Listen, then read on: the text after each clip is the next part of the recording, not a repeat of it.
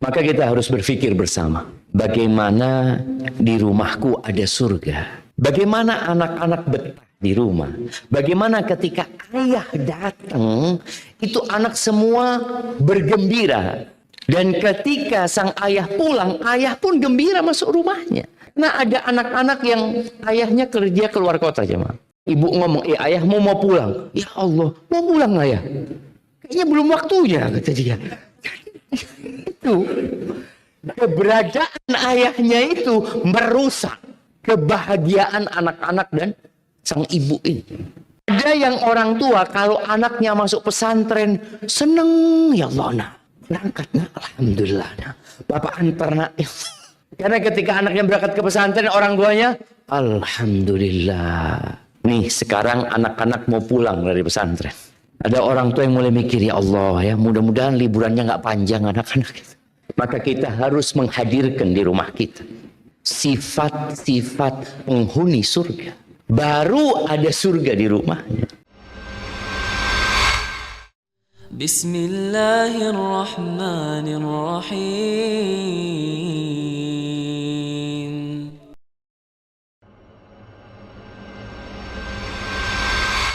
Ahibati billah, kita nih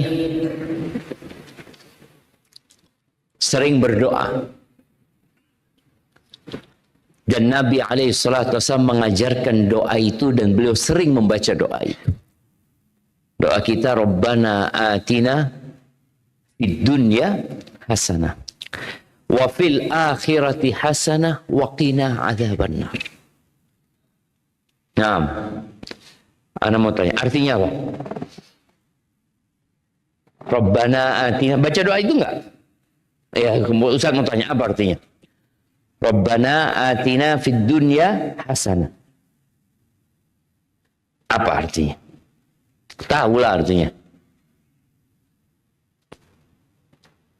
Wahai Rabb kami, berikan kepada kami kebaikan di dunia dan kebaikan di akhirat. Wa qina adzabannar,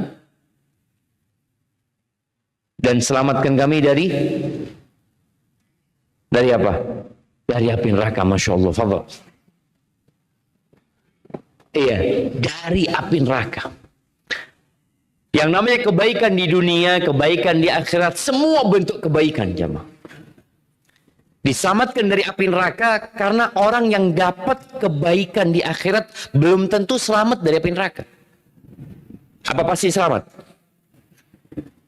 Pasti selamat enggak?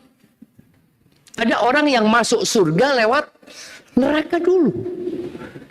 Iya, dia akan dapat kebaikan nanti di akhirat, tapi diam di neraka dulu enggak. Kita enggak mau, ya Allah, selamatkan kami dari api neraka. Itu doa minta masuk surga tanpa azab. Ada orang yang minta surga, Allahumma inni as'alukal jannah wa a'udzubika minan nar. Ya biasa aja doa dia. Tapi ketika dia mengatakan waqina adzabannar, dia minta masuk surga tanpa azab. Di antara penafsiran Rabbana atina fid dunya hasanah, ya, diriwayatkan dari Ali bin Abi Thalib. Ali mengatakan bahwasanya fid dunya hasanah adalah al-mar'atul hasana, adalah istri yang baik. Di akhirat hasanah adalah mendapatkan bidadari surga. Waqina adzabannar, selamatkan kami dari api neraka, selamatkan kami dari istri yang buruk, dari pasangan hidup yang buruk. Penafsiran ini kurang. Ulama menyebutkan dan boleh jadi nggak sahih. Ini hanya memberikan percontohan. Di antara kebaikan di dunia adalah istri yang soleha. Dan kalau buat istri, suami yang soleh. Ada orang yang mengistilahkan kalau di rumahnya itu istrinya nggak soleha, dia mengistilahkan wallah rumah anak kayak neraka. Ada yang rumahnya kayak neraka di sini. Makanya lebih sering ke masjid ukhuwah daripada pulang ke rumahnya. Dia habis kerja, aduh nggak, kajian dulu lah, kata dia. Bukan karena semangat bekerja dan belajar, bukan. Karena malas pulang. Di rumahnya ada apa? Ada surga dan neraka? Ada neraka, ada yang seperti itu. Tapi yang jelas tadi, kita minta diselamatkan dari api neraka, benar. Masuk surga tanpa azab. Tapi di dunia ada faktor yang menyebabkan orang merasakan ya sedikitlah dari kenikmatan-kenikmatan yang ada di surga Allah Azza wa Jalla. Jamaah rahimakumullah, bagaimana kita menciptakan surga di rumah kita? Ada seorang anak yang malas pulang juga. Karena dia melihat abah ibu anak berantem terus, Ustaz. Nggak kuat, Ustaz. Makanya anak pulang, nunggu suasana tenang, damai. Bapak sudah masuk kamar, ibu masuk kamar, kamarnya udah beda-beda aja. Jadi anak ini ngelihat orang tuanya, ya Allah. Bapak di atas, ibu di bawah. Atau ibu di atas, bapak tidur di sofa. Enggak, bapak tidur di sofa supaya kalau qiyamul lail itu cepat bangunnya. Insya Allah. Dia kepingin dijauhkan dari api neraka. Maka kita harus berpikir bersama. Bagaimana di rumahku ada surga? Bagaimana anak-anak betah di rumah? Bagaimana ketika ayah datang, itu anak semua bergembira. Dan ketika sang ayah pulang, ayah pun gembira masuk rumahnya. Nah, ada anak-anak yang ayahnya kerja keluar kota, jemaah. Ini cerita anaknya sendiri sama anak. Kalau ayah, ibu ngomong, ayahmu mau pulang. Ya Allah, mau pulang ayah? Kayaknya belum waktunya, kata dia. Itu keberadaan ayahnya itu merusak kebahagiaan anak-anak dan sang ibu ini. Ada yang orang tua kalau anaknya masuk pesantren seneng, ya Allah, nah berangkat, nah alhamdulillah, nah bapak antar nak. Karena ketika anaknya berangkat ke pesantren, orang tuanya alhamdulillah. Nih sekarang anak-anak mau pulang dari pesantren. Ada orang tua yang mulai mikir, ya Allah ya, mudah-mudahan liburannya nggak panjang anak-anak. Ahibati fillah, maka kita harus menghadirkan di rumah kita sifat-sifat penghuni surga. Baru ada surga di rumahnya. Di antara kalau bicara surga Allah Azza wa Jalla, surat Ali Imran 133, Allah mengatakan wasari'u ila maghfiratin min rabbikum. Kata Allah, bersegeralah kalian menuju kepada ampunan Allah. Jadi orang kalau mau masuk surga itu harus sering-sering minta ampun. Orang itu kalau kepingin di rumahnya ada surga, maka mereka harus sering-sering bermuhasabah, introspeksi diri, kemudian beristighfar, memohon ampunan kepada Allah Azza wa Jalla. Kenapa? Karena ingat, nggak ada dosa di surga. Sampai nanti orang itu tatkala sudah selamat dari neraka jahanam, mereka sudah melewati sirat, mereka nggak bisa langsung masuk surga. Mereka masih ditahan di namanya kontoroh. Kontoroh itu ujungnya, ada yang mengatakan itu ujungnya sirat. Ada yang mengatakan enggak, itu memang setelah sirat, sebelum menuju ke pintu surga. Mereka ditahan dulu.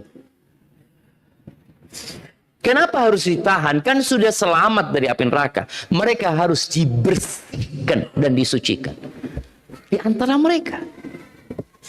Baru diperkenankan masuk surga.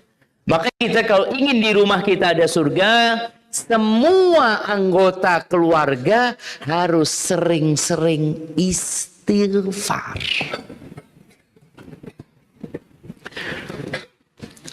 Istighfar ini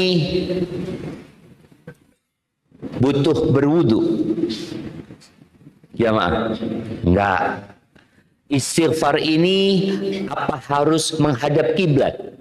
Enggak. Istighfar ini apa harus dalam kondisi berdiri? Tidak. Berarti kita bisa istighfar dalam semua kondisi. Perempuan mau datang bulan, mau suci, kita disuruh istighfar. Tatkala kita memperbanyak istighfar, dosa-dosa yang kita lakukan Allah bersihkan. Tempat atau wadah kebahagiaan itu hati. Maka hati yang berkarat sulit untuk mendapatkan surga di rumahnya. Paling tidak berapa kali kita istighfar sehari, jemaah? 100? Kurang lah. Habis sholat 3 kali. 6 kali 5, 15. Terus habis sholat duha 100 kali. Udah 100? 15. Terus keluar toilet. Berapa kali antum keluar toilet? Ghufranak, kita minta ampun keluar toilet, ghufranak ya Allah. Minta ampun sama Allah Azza wa Jalla. Sebelum masuk waktu subuh, ketika Allah menyebutkan penghuni surga, apa kata Allah? Wabil ashari hum yastaghfirun. Di waktu sahur mereka istighfar. Maka tolong hadirkan itu sudah. Kita pakai yang minimal, bukan maksimal. Minimal kita istighfar di waktu-waktu itu. Selesai sholat duha, baca Rabbighfirli wa tub alayya innaka antat tawwabur rahim atau innaka antat tawwabul ghafur. Istighfar terus, ajak istrinya istighfar, ajak anak-anaknya istighfar, supaya ya aroma surga itu ada di rumah kita. Wa jannatin arduha samawati wal ard. Kita disuruh bersegera menuju surga. Tapi tadi mau ke surga harus ada maghfirah dari Allah, harus ada pengampunan dari Allah, harus ada rahmat dan kasih sayang Allah Azza wa Jalla. Mana yang lebih luas? Istighfar, afwan, maghfirah atau rahmat? Siapa yang mau jawab? Mana yang lebih luas? Maghfirah, ampunan, atau rahmat? Angkat tangan yang mau jawab. Naam. Rahmat. Kenapa rahmat lebih luas? Rabbighfirli warhamni. Rabbighfirli warhamni. Innaka antal ghafur ar-rahim. Kau maha pengampun, kau maha pengasih. Kenapa rahmat lebih luas daripada maghfirah? Yuk.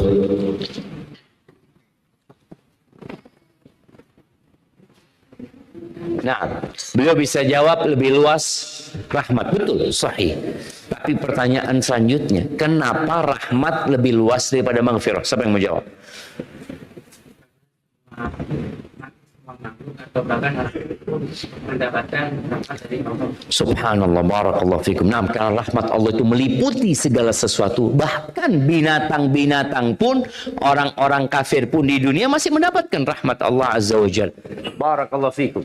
Nah, dan maghfirah itu bagian dari rahmat. Maghfirah itu, ampunan Allah itu bagian dari rahmat Allah Azza wa Jalla. Maka tadi kita kalau mau masuk surga memang butuh ampunan Allah dan kasih sayang Allah. Nggak ada yang masuk surga dengan amalannya. Tapi kita masuk surga dengan rahmat Allah Azza wa Jalla. Baik.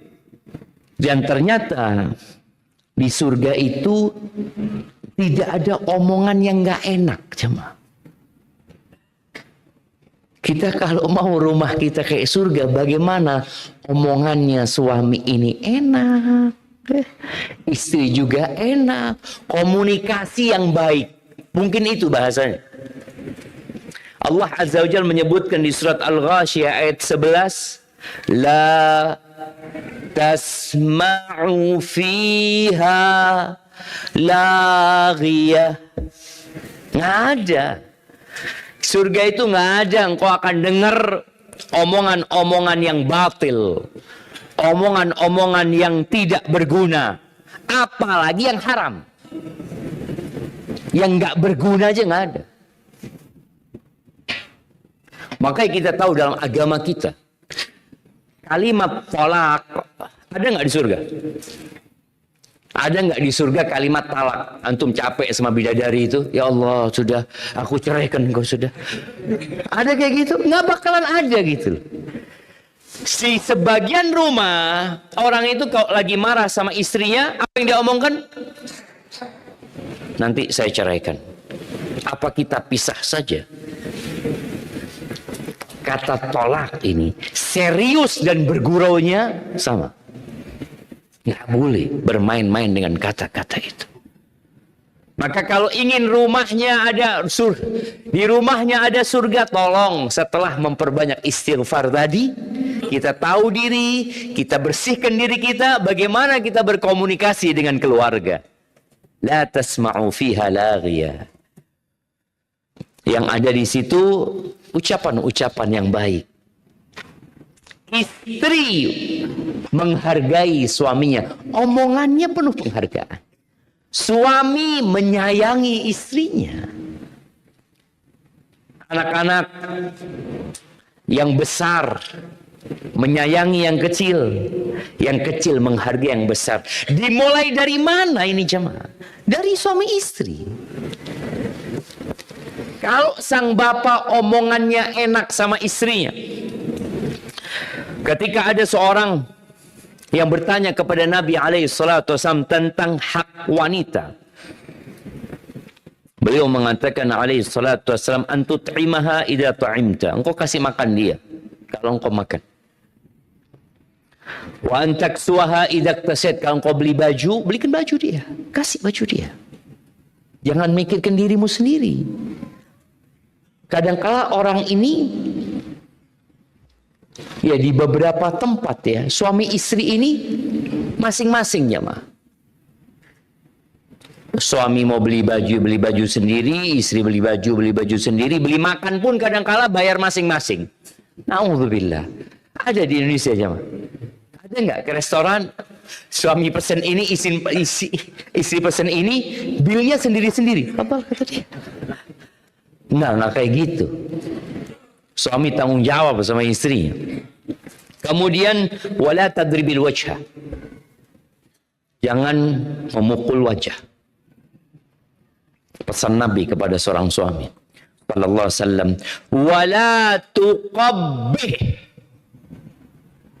Jangan menjelek-jelekkan istri. Jangan. Ini ada ucapan-ucapan yang nggak enak buat istrinya. Istri kita nggak sempurna, dia bukan bidadari, dia belum jadi bidadari. Insya Allah mudah-mudahan dia jadi bidadari nanti. Sekarang jadikan dia bidadari di rumah, maka jangan dijelek-jelekkan. Subhanallah.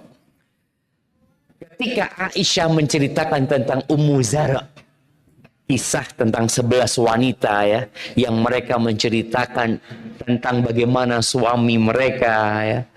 Lalu yang terakhir cerita Ummu Zara. Ketika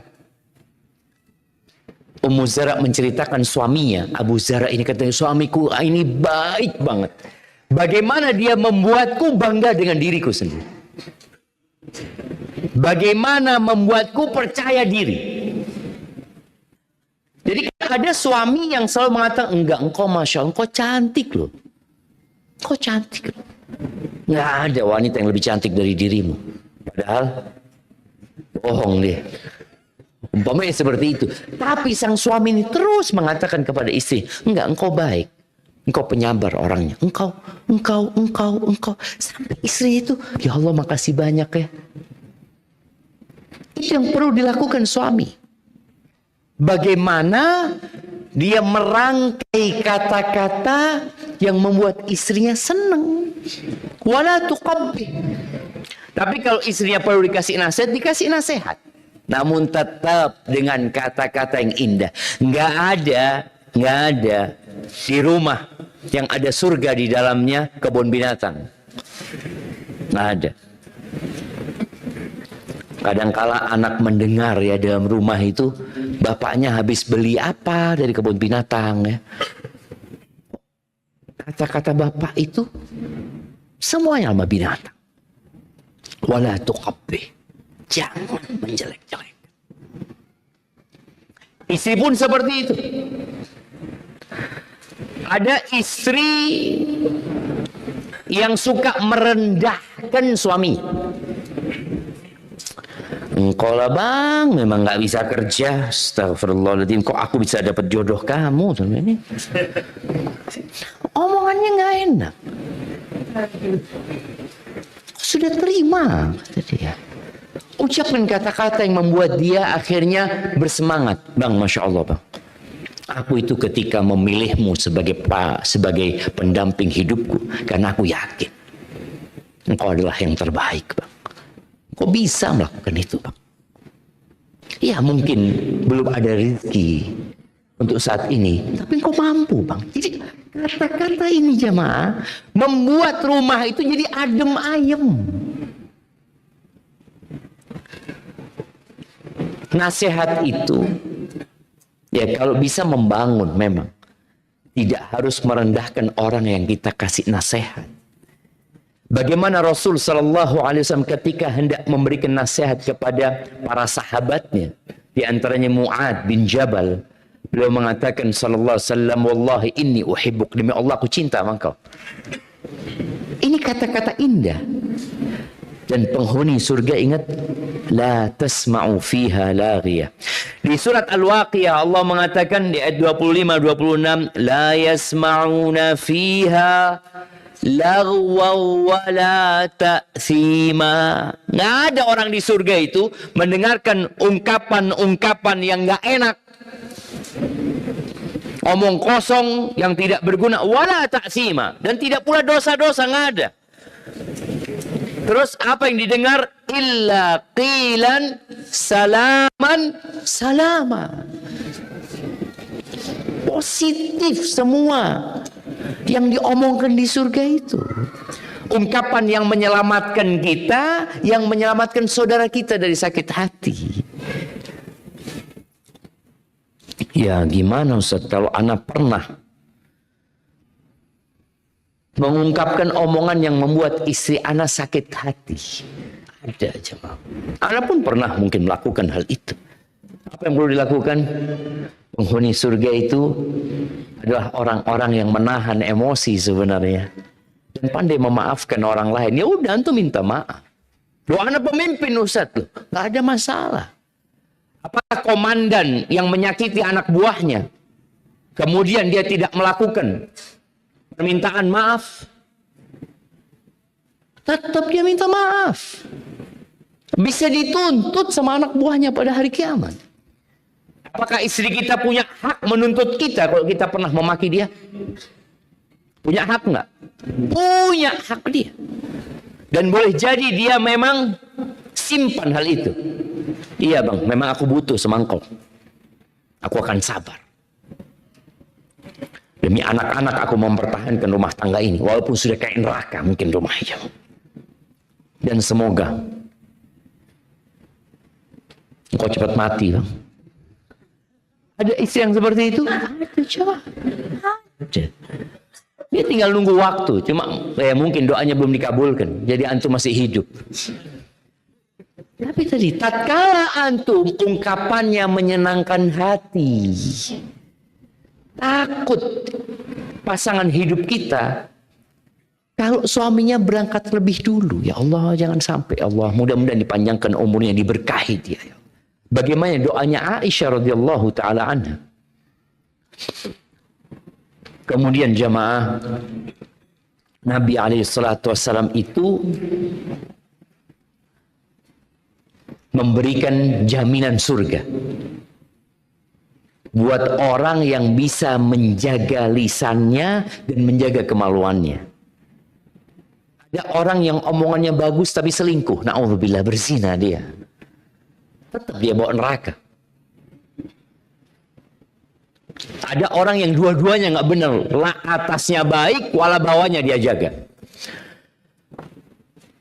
Imam Bukhari meriwayatkan dari Sahal bin Sa'ad As-Sa'idi radhiyallahu anhu bahwa Nabi alaihi salatu wasallam bersabda, "Man yadman li ma baina lihyaihi wa ma baina fakhidaihi aw baina rijlaihi adman lahul jannah."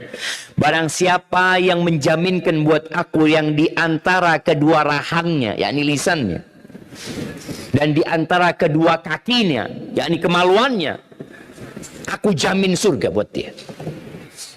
Surga. Makanya kalau seorang laki-laki sudah berzina, neraka tempat rumahnya. Oke, dia tutupin perzinaannya. Dia pikir istrinya nggak tahu. Dia pikir keluarganya nggak tahu. Boleh jadi jamaah, mereka sudah pada tahu. Sang istri tidak lagi enak melayani suaminya.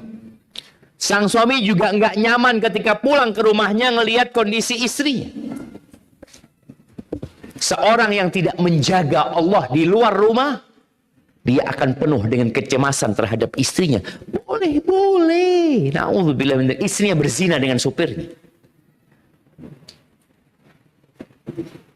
Karena kita tidak menjaga Allah Azza wa Jalla di luar sana. Ini jaminan. Kemudian Rasul sallallahu alaihi wasallam bersabda jemaah tentang orang beriman. Surga itu hanya buat orang beriman. Laisal mu'min, orang mukmin itu laisa bit-ta'an, bukan orang yang suka memaki, menyalah-nyalahkan, menuduh-nuduh, walal la'an, dan tidak suka melaknat, tidak suka mengutuk, walal fahish, omongannya nggak keji, walal badhi, nggak kotor omongan.